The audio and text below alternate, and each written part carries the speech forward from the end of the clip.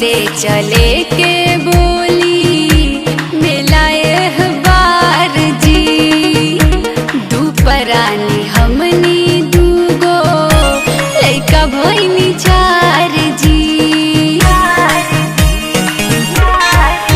हाँ कैसे चले के बोली मिलाए बार जी दुपरानी हमनी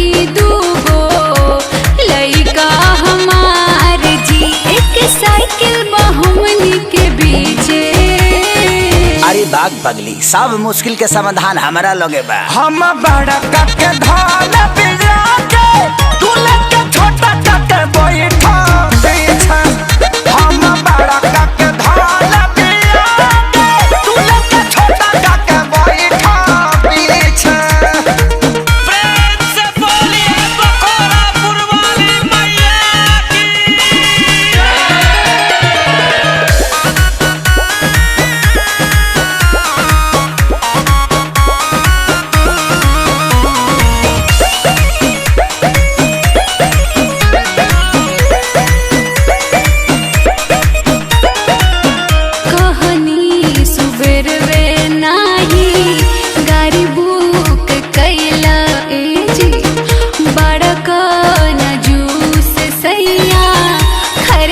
से डेरैला ये हो धनी ओही न पाई सहला से होई के तनका तो हके चोरी कंगन हवाली कुल की नाई तन जान सब रोहिला बहाना मन गीजे।